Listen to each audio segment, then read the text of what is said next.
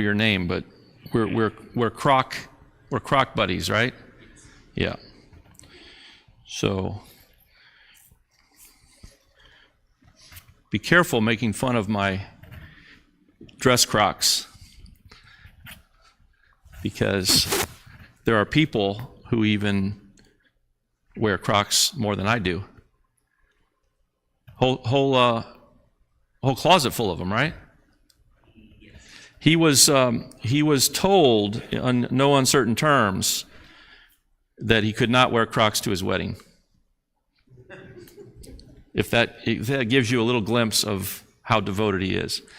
So I'm a big fan. Good evening. Welcome to Bible class. We are just at the beginning of our study this quarter of the United Kingdom, and it's a good part of the text. It's a familiar part of the text of the Scripture, right? These are characters that we've heard stories from Yehi, right? You learned about Samuel, and you learned about King Saul and David and Jonathan and all of that. So the schedule is taking shape a little bit. I've had one friend really step up in a strong way, and he just keeps volunteering for more classes. So Ron will be teaching the next 3 class periods, and then a couple other sections later in the quarter. So I don't know if that prompts anyone to say, "Wow, I better hurry up," because the slots are filling. But I would like a little more help if there's anybody willing to. Yes, sir. Okay, yeah. So grab one of those schedules on the back table and say, "Hey, these are the classes I want to do." Yeah. First come, first serve. There's one more X on there that I will not be, Lord willing, I will not be here. So definitely need that February 21st class. What's that? What date is that? February 21st. It's a Wednesday. Touchdown in Roma is planned. So there you go. That's the schedule. So tonight we're on schedule. Tonight is 1 Samuel chapter 4 through 7.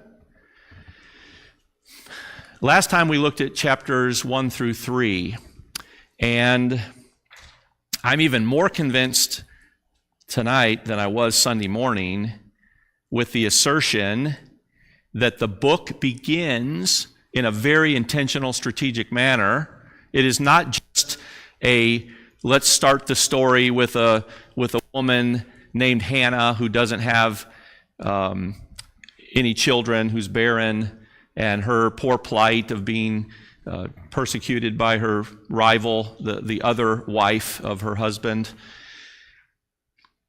If you look at the beginning of Samuel and the last few chapters of Samuel, you'll notice, and who's going to, let's see.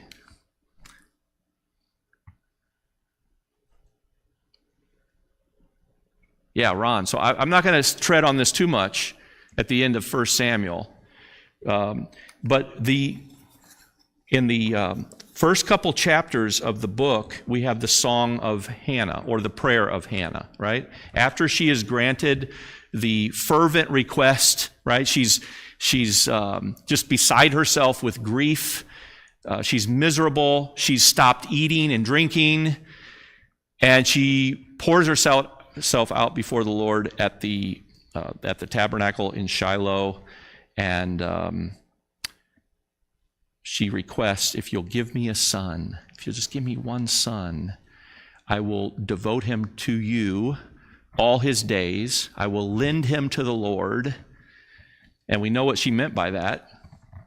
After a few years of weaning him, breastfeeding him, and weaning him, she took him to Shiloh, and he stayed there his whole life, serving for Eli, and then Eli died, and he continued serving the Lord as a priest and a judge. If you'll just give me this one son, I'll dedicate him to the Lord.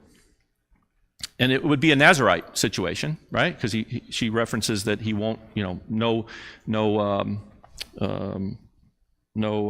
fruit of the grape, right? No wine. And then it happens, and she pours out this beautiful song or prayer in chapter 2. We looked at that last time. We noticed that it's full of praise to God in just a generic sense of his might, his greatness, and it specifically talks about how he notices the humble, he lifts up the humble, he sets in their place the haughty, the proud, he brings them low. Now, here's what's interesting. In chapter 22 of 2 Samuel, not the end of 1 Samuel, the end of 2 Samuel, which remember, 1 Samuel and 2 Samuel originally one book, right? So the end of 2 Samuel 22 and 23 is David's song of praise. And so what you have are bookends to start the whole book and to end the whole book that are songs of praise of God that lift him up, elevate him, and praise his character and praise the way he treats his people. Now, do you think that's accidental? Do you think that's coincidental? Isn't it funny how that happened? No, it's not. It's very intentional. And it is, let's back up for a minute. What type of literature is Samuel? Not a trick question. It's history. I mean, that's the first answer you reach for. Is it only history? And even if it were history and only history, all history is written from a what? A point of view, a perspective, a worldview. And this history is certainly the case. It is written from a point of view, and it has a theological perspective. It has a theological agenda. That's not a bad word. It just means that the author, inspired by God, is not simply telling a series of stories and getting an accurate history of events that happened, but selecting which episodes to tell, which not to include, which details to highlight, which to leave out, which to comment on from a spiritual, moral perspective, and which not so much. All of those are decisions that are made to accomplish a theological point of view. So that's the way the book starts, introducing this woman, Hannah, and her plight of not having a child. It ends up being this great man, important man in the story of the Bible, a servant of God. Now, let's tack on to that. Where does this story pick up in the overall narrative, the overall story of the Bible?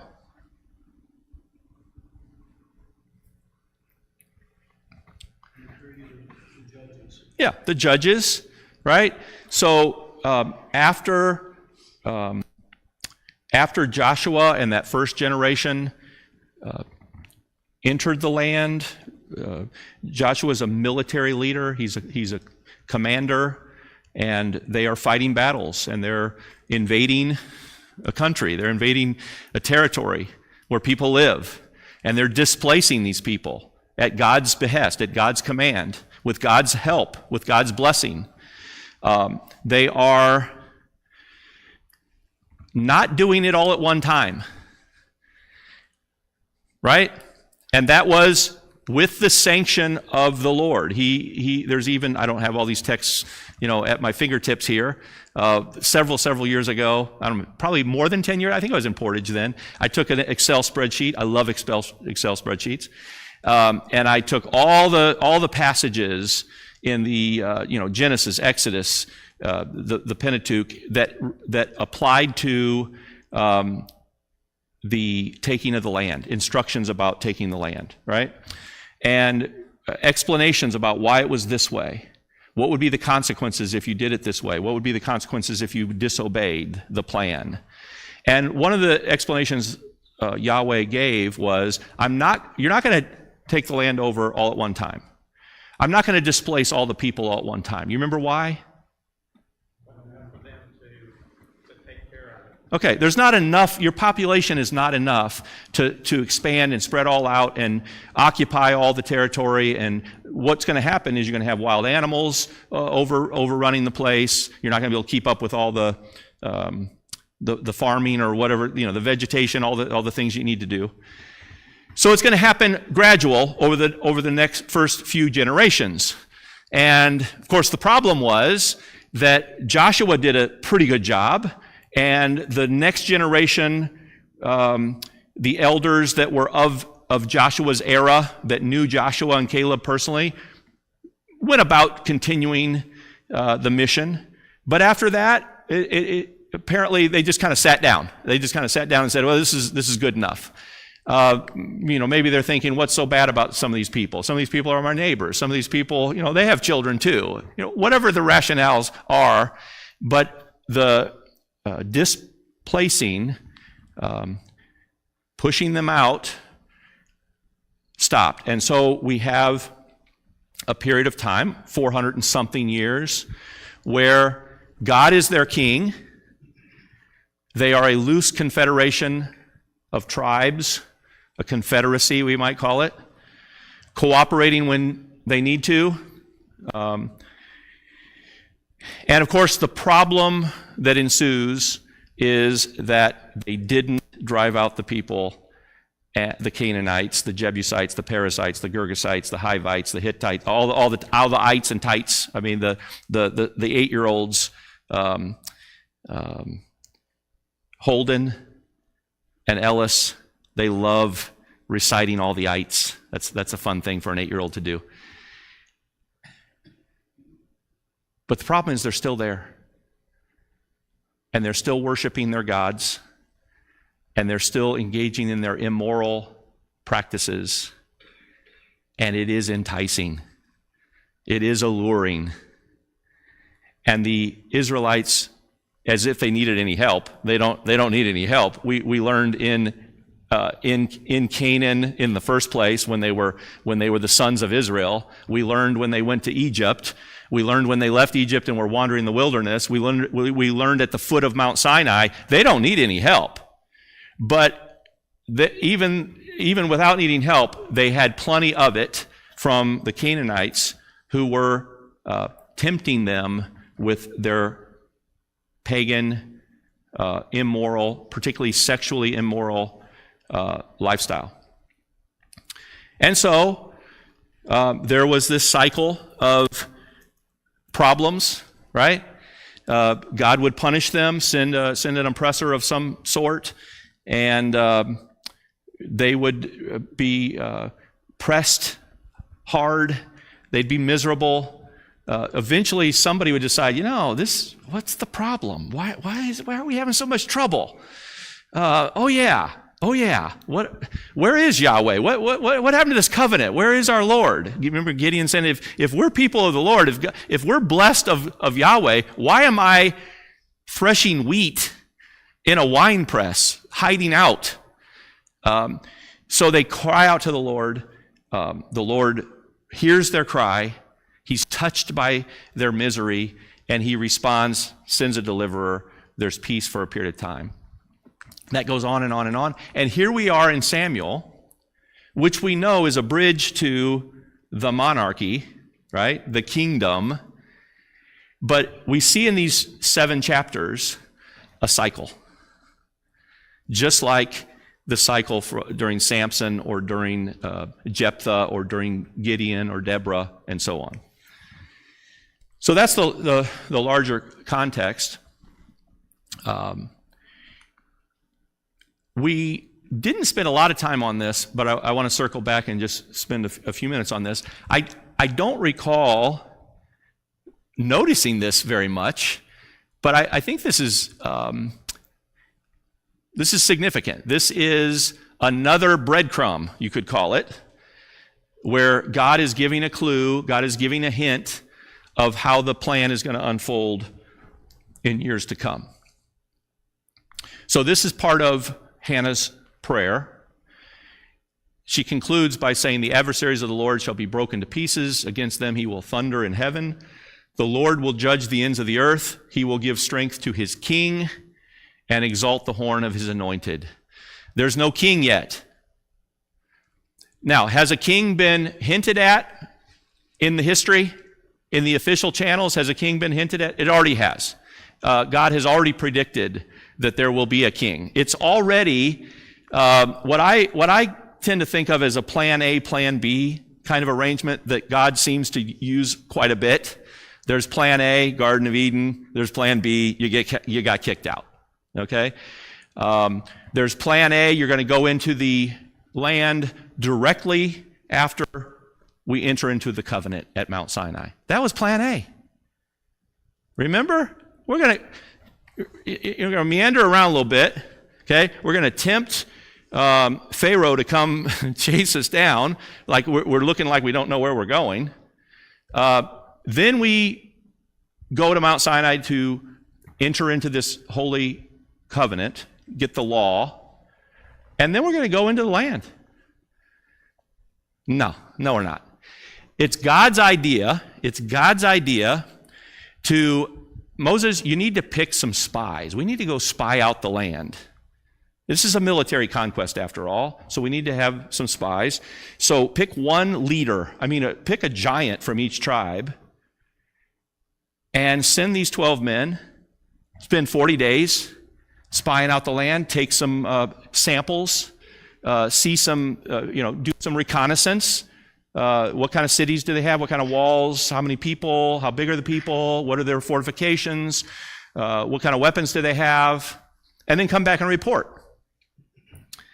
Now, do you think God knew that this tactical step, this little tactical step, it's just a little, we're just going to see some information, right? Do you think God knew that that was going to derail the whole project? Yes, he did. Yes, he did. He's been dealing with these people from Egypt, sends Moses, everything that goes wrong, they're crying. Right? At every step, they're crying.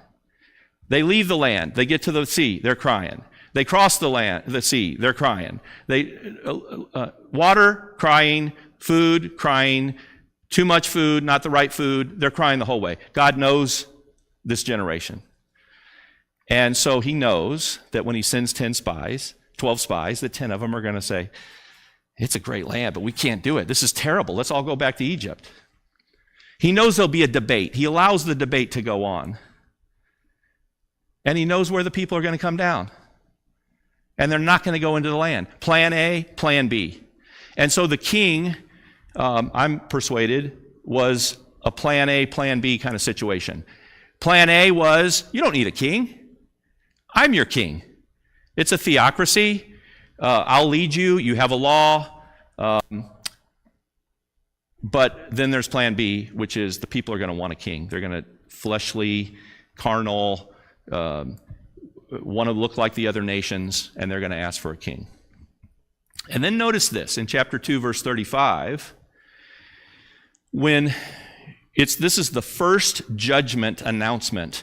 There's a man of God who shows up on the scene, unnamed man of God, who pronounces judgment on Eli and his house because of the way, particularly the way his sons behave. But we see by the end of it that it's really heavily falling on Eli himself for not being the leader, not putting a stop to it, allowing it to go on, perhaps because he's benefiting from it, perhaps because he's just weak and not willing to punish his own sons. But God says, I will raise up for myself, notice this, a faithful priest. A faithful priest, in contrast to who? Eli, who shall do according to what is in my heart and in my mind, and I will build him a sure house. And now notice this, he shall go in and out before my, who? Anointed. Who's the anointed? It's in Samuel that there starts being a strong connection between the anointed one and the king, right? Who got anointed first? Saul. Who got anointed second? David. So I think what we have here is a reference, a shadowy reference to one who is going to be both a priest and the king. And how long will he reign? Forever. Okay? So that is a powerful, clear, messianic reference. All right. In chapter 4, it's a continuation of the same story. Remember in chapter 3, the way we left it was that God had appeared to Samuel as a boy, and the first message is a reiteration of the judgment against Eli. And Samuel is compelled. I don't care for this very much, that Eli lays this heavy burden. He slaps him down. It's like, hey, the next morning, hey, I know the Lord was talking to you, because remember the voice, you kept hearing the voice, you kept thinking it was me, and I told you to go lay down. Next time he calls, say, I'm here, Lord. And so the next morning, Eli asked, what was the message? And he says, may the Lord do to you and more also, if you don't tell me every word. I mean, isn't that a pretty heavy guilt trip to lay on a little boy? Okay. Samuel reluctantly shares the whole message, and it's another version of the same judgment. So that's where chapter 3 ends. A little summary statement there in chapter 3, that Samuel grew. See who this reminds you of. Samuel grew, and the Lord was with him, and let none of his words fall to the ground. And all Israel from Dan to Beersheba knew that Samuel was established as a prophet of the Lord, and the Lord appeared again at Shiloh, for the Lord revealed himself to Samuel at Shiloh by the word of the Lord. That first part about Samuel grew, the Lord was with him, that has a Jesus feel to me, right? Those summary statement about Jesus transitioning from childhood to adulthood in the Gospels. So that is a summary statement at the end of chapter 3 that kind of steps back and looks at the period of Samuel. And it became very apparent throughout the nation that Samuel was the Lord's man, that God was speaking through him. All right, chapter 4. And here's what I want to, as we look at the events at a kind of high level, some questions that occur to me that maybe we'll have some time to talk about. What do you make of the Philistines' view of deities, their own, the Hebrew God, or gods, they call them in some places? And then how does it compare with Israel's view, as represented, as indicated in the text that we're looking at tonight? Later on, chapter 6 and 7, what do you make of the reaction of the townspeople of Beth Shemesh to the return of the ark of the Lord? And what do you make of God's selective punishment of Israelites? I don't know if we'll have any time for theological contributions tonight. There's a couple big ones that I'm working on, but I'm not going to have time tonight, so we'll save that. We must stay on track, Larry. We must stay on schedule. All right. I think it's helpful. Veteran Bible students have come to appreciate that knowing a little about the geography is certainly helpful to your appreciation, gives a little more depth to it. Not essential. I mean, you can still understand the basic truths, but I think it's useful to have some geography there. So notice that this all happens in a fairly small area of the whole nation. The whole nation would go way up in here, right? Down here a little ways. And all the events of these opening chapters happen in this fairly small area. So remember Shiloh is where Eli and the tabernacle and the priests, that's the kind of the house of the Lord. It ends up, Aphek is where the Philistines organize for battle. This is where the ark is brought. The ark is captured. Oh, yeah. So you heard all that. The ark is captured, taken Ashdod, then Gath, then Ekron, and before it's returned. Beth Shemesh is where it first lands, and then it ends up going to Kiriath Jearim. And then a long time later, it's not part of today's story, it ends up going back to Jerusalem. So, what happens there in our text tonight? There are basically 3 waves of battle, separated by some periods of time. Right, one of them separated by 7 or 8 months, the period of time that the ark is in the hands of the Philistines. But let me take it off of that. I don't want you guys distracted with Beth. Okay. So Israel goes out to battle with the Philistines. They encamp at Ebenezer. The Philistines are at Aphek. And they get in a battle array, and the Philistines win the first round. 4,000 Israelite soldiers are killed. And Israel has Yahweh on their side. They're the people of God, who's promised to fight for them and win their battles for them. And so what's the obvious question that they ask? Indirectly, where's God? But specifically, precisely, they say, why did we lose? Why indeed? Okay? Did anybody want to venture an answer at this point? Yahweh was not with them. Why? Because of the way they were treating him. Go on. They rejected him. They rejected him. In their mind, the ark represented him. Okay, the obvious answer in this context is that they have this very shallow, superficial, kind of what we call superstitious, kind of like it's a trinket, it's an amulet, it's some kind of a little lucky charm kind of thing.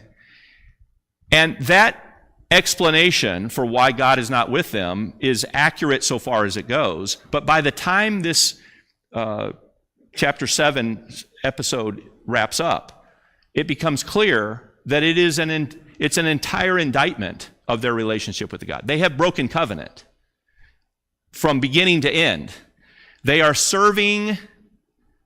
It's not just that they have a provincial view, this narrow-minded, simplistic view of God. It's not that they just trotted out the Ark of the Covenant thinking that that's going to win the battle for them. It's that they were not wholeheartedly, faithfully serving the Lord. They were serving idols. They were being immoral on a day by day by day basis. And so God was not with them. Now, they didn't understand that, so they think, well, let's go get the ark. Let's have it right in our midst. So they bring it from Shiloh to Ebenezer, and when they have the ark in their midst, they are pumped up. Right? I mean, you can imagine, metaphors from our culture, the sports metaphor. You get Ray Lewis in the huddle with the Ravens, and they're all, ooh, they're all just whooping it up, the crowd. I mean, we got 90, 100,000 people in the stands. We're hearing fight songs. We're watching bald eagles fly down, or we're watching buffaloes run across the field. I mean, this is awesome, right? We're going to win now. And so this huge roar erupts. And they're not that far away. They're not so far away that they can't hear that. So the Philistines hear that, and they're like, "What is that? We've never heard a thing like that. What in the world?" Well, they get word that the ark of the Lord, the Hebrew God or gods, has come into their midst. What are we going to do? Now, what details do they share among themselves? They get some of the details wrong, right? But the report, the story of God delivering the Hebrews from Egypt with a mighty hand and destroying the Egyptians in the Red Sea and having all those plagues, delivering the people, that's still there. It's referenced a couple of times by the Philistines in this section.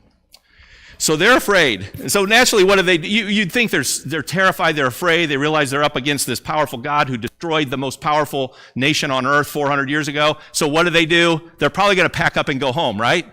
No, they give their own fiery pep talk. Let's be men. I mean, this would be great for, Gladiator or who's the Scotland guy? William Wallace. Can you see this? I mean, we got to have a talk like this, and you rally the troops, and you say, you need to be men, you need to be strong, or we're going to be whooped, and we're going to be their slaves. And does the pep talk work? No, the pep talk does not work. The pep talk does not work. They win the battle, but it's not because the pep talk works. It's because God is not with his people. He has ordained that they are going to get wiped out. And so this time it's even a bigger slaughter. 30,000 soldiers, brave men of the tribes of Israel are killed.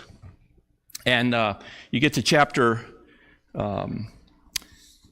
verse 12, a man of Benjamin is running. We see a little glimpse of a cultural, economic reality where people would run, right? Run and give messages, right? Ancient Greece, ancient Israel. His clothes are torn. He's got dirt in his hair. What's that mean? It's an official way that you represent that got bad news, that you're mourning, right? So he's running. He tells the news. Everybody's distraught, loud noise. Eli hears that. What's going on? What's the news? Great defeat. Your sons also are killed. Both of your sons are killed. And the ark of the Lord has been captured. It's references like this that I think build our impression of Eli that he is a personally, devoted to God man, right? Because it prioritizes what his concerns are.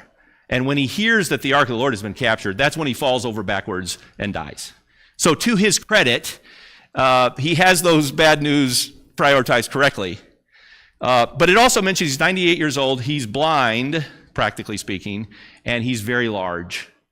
And that reminds us that he's probably very large in large part because his sons have been scooping up fatty pieces of meat for years and years and years, and he's been sharing in that, which is partly why he's been judged by God. As a side note, one of his daughters-in-law, Phinehas's wife, was pregnant. We say really pregnant, right? Because she's almost ready to deliver, and she delivers. I think does she not die in the?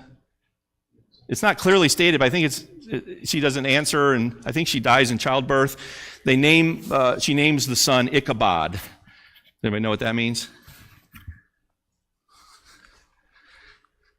That was bothering you all time. It was bothering you for 35 minutes. Yeah, where's the glory? The glory's left Israel.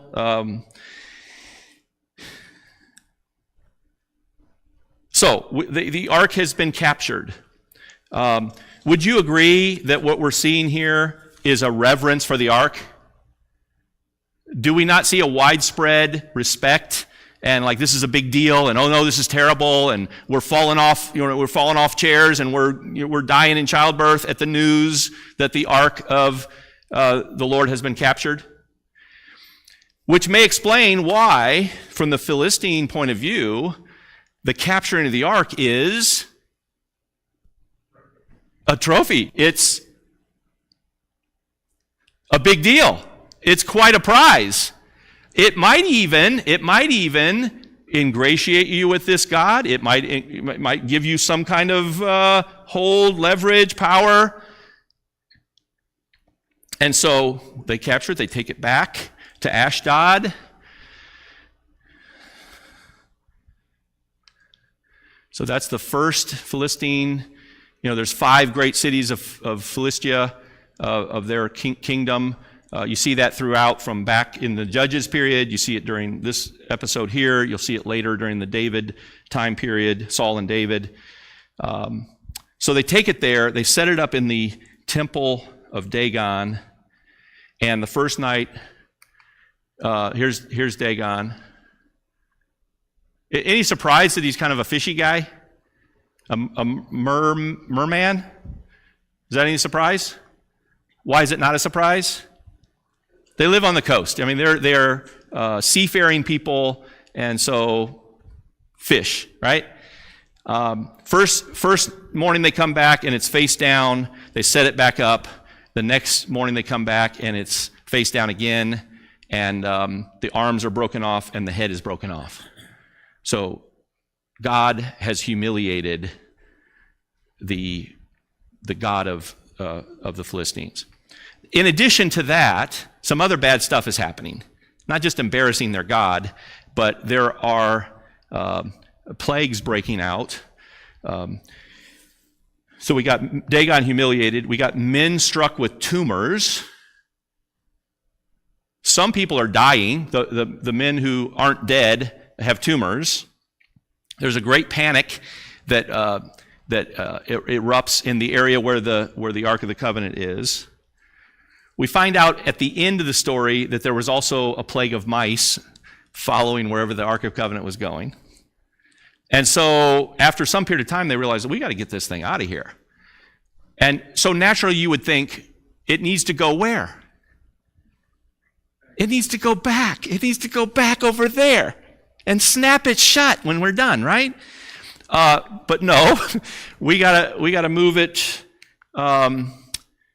We gotta move it to Gath. Now, we don't know for sure. We weren't there.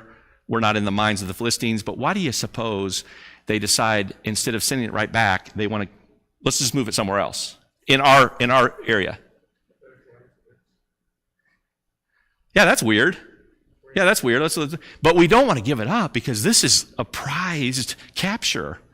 Why would we just hand this back? I mean, it was a major, coup de grace to have this happen. So they decide to send it to Gath. Same thing happens, right? As soon as it arrives, the people at Gath are like, "What? What are you doing? We've heard the stories. We don't want it here." And sure enough, people are dying, plagues are big, tumors and mice, and so they're like, "Okay, we got to get this thing out of here." And they're like, "Let's send it to Ekron." Okay. Well, Ekron's like, no. Pulling the elders together, what do we do with this thing? They consult with their soothsayers, diviners. I'm in chapter 6 now. 7 months. It's taken us 7 months to figure 3 cities, 7 months. Who knows how many hundreds or thousands of people dead, tumors, mice everywhere. Remember this God who devastated the Egyptians with plagues and wreaked havoc? Yeah, I don't know. This is strange. They said, well, if you're going to send it back, you don't send it back empty-handed. You definitely have to do a guilt offering. Okay, well, what kind of guilt offering? Well, let's make images of the thing that, he's breaking out on you, right? So we got tumors and we got mice. And then they come up with this pretty clever way of sending it back. We're not farmers here. I don't think any of us are farmers, but we've probably heard the stories. We've probably heard comments on this. What's the reasoning, the rationale of the method of sending it back? Just to make sure it's legitimate. While we're sending it back, why don't we try to do it in a way that will either confirm or refute our suspicion that this is all happening at the hands of the God of Israel? So why don't we kind of double check? We're operating on the thesis that he is doing this to us. We are spiritual people. We have a supernatural worldview. We're pretty superstitious all the way around. Our explanations for almost everything is supernatural explanations. But why don't, while we're at it, we double check that? So 2 cows that have babies. 2 cows that have never been yoked before. They never pulled a cart before. They don't know what they're doing. They're not trained. Okay? So the idea is, well, they're going to naturally want to not pull this thing, and they're going to naturally want to go back to their babies. And we're not going to direct them. We're just going to hook it up and watch and see what happens. And if those cows, who you'd expect to not do anything or go back to their babies, instead go right back to Israel, then it'll confirm that this is of the Lord. And if not, then maybe it's just coincidence. Well, of course, we know how that goes. Those cows don't want to go. They don't want to go. What are they doing? Lowing or mooing or whatever the noise they're making is, but they're unhappy that they're having to go the opposite direction of their babies, and they're taking this cart back into Israel. I thought it was interesting. Who is following the cart? Consistently throughout the story in chapter 5 and 6, it's the 5 lords of the 5 cities, the lord from each city. And they're the ones following the cart. That just seems strange to me. Normally you'd send, some young folks to, better shape. You do all the walking, report back to us how that goes. But they follow it all the way to where it gets to the edge of this city, and then they see that what's happened and they turn back.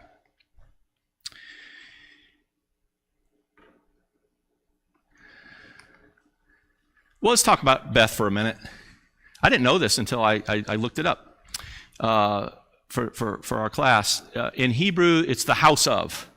The house of. And it's not just house now. It's not just Beth means house. It's the house of, and it expects a noun to follow it. It can be either an inanimate object, or it could be a deity. So it conveys the idea of a physical structure, the house of, or it could be just the representing the authority, the personage, the being of. So Bethel, house of God. Early, we have a town in Palestine, Canaan, called Bethel, right? I think Abraham is the one who calls the city Bethel and builds an altar, sacrifices to the Lord. It makes sense then, doesn't it? Why if you're in any town of any significance and there's a Jewish temple, what is almost always in the name? Bethel. It's the house of God. El being the abbreviation for Elohim, one of the most commonly used names for God in the Old Testament. Beth Shemesh, or Beth Shemesh, the place where the ark ends up back in the hands of the Hebrews, house of the sun. And that reminded me, what about these other Beths? Bethlehem, house of bread. Now, is that poetic? Is that fitting? The birthplace of the bread of life, come from heaven. Bethsaida, that's one of those villages up near the Sea of Galilee where Jesus did a lot of his ministry. It's the house of fishing. Properly, literally, it's the house of hunting or fishing. It's active gathering, not like going shopping and picking fish that other people. It's going and getting the fish.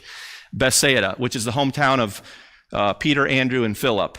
Bethesda makes one appearance in Scripture in John chapter 5. That's the pool of Bethesda where Jesus healed. Is that the lame man?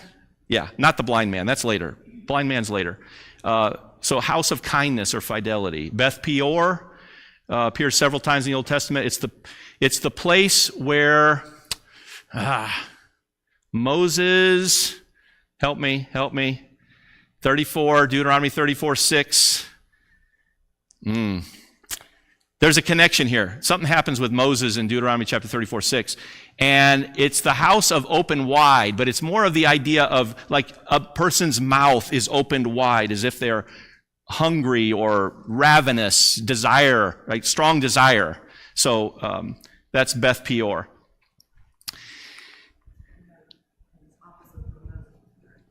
That's right. That's where Moses was buried. Okay. Well, here's the cart coming back.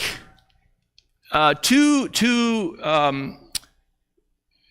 versions of this, right? This is the way I picture it, but this is covered, right?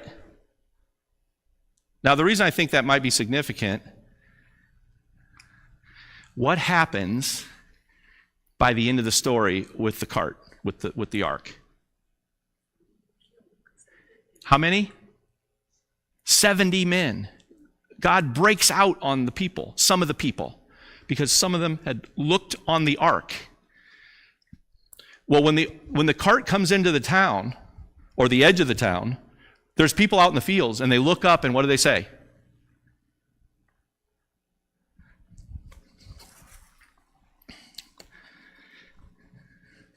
Now the people, verse 13, 6:13. Now the people of Beth Shemesh were reaping their wheat harvest in the valley, and when they lifted up their eyes and saw the ark, they rejoiced to see it. The cart came into the field of Joshua, particular name. They knew who this guy was. He owns this field, and stopped there. A great stone was nearby, and they split up the wood of the cart. They broke down the cart. Now, what does that mean? If you broke down the cart, what was in the cart? The ark. Where did the ark have to go while they're breaking down the cart? Somewhere else. Somebody had to pick up the cart and move it. So they use the wood from the cart to build a fire. They slaughter the cows, the 2 milk cows, and they offer them as sacrifices. They've got this box of golden figures. They set that on the great stone. And the men of Beth Shemesh offered burnt offerings and sacrifices on that day to the Lord. I take it that they offered other sacrifices. They're celebrating. Okay, so they're excited to see the ark. Their reflexive, kind of impulsive reaction is, let's celebrate, let's praise God, let's offer sacrifices to him.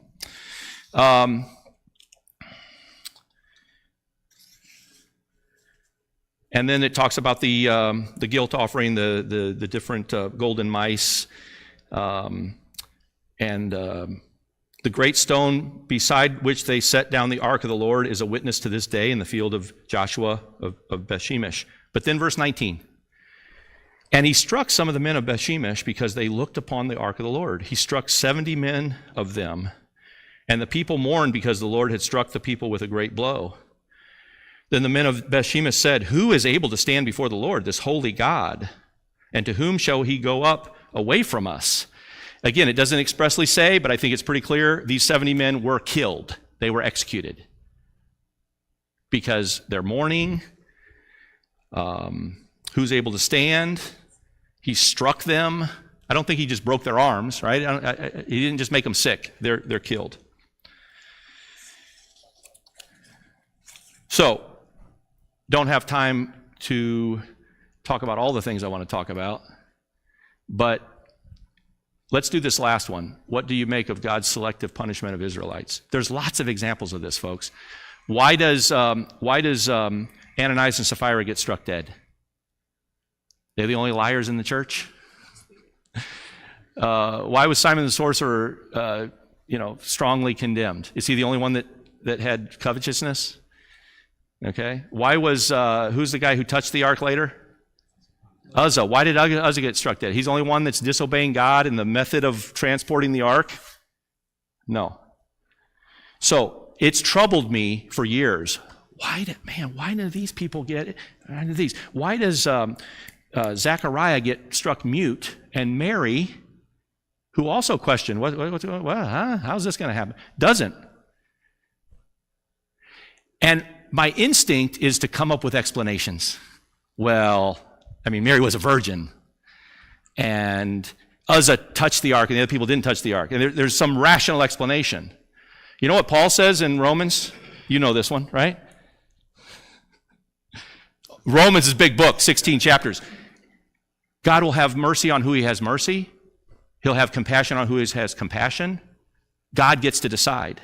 I think, though, we're barking up the wrong tree if we try to explain it rationally, right? The answer is we all deserve to get struck down. He could strike down every one of us. The amazing thing is that he doesn't strike down all of us. He only strikes down a few of us every now and then to get the point across. All right, we'll have to stop there. Ron, it's all teed up for you, man. Chapter 8.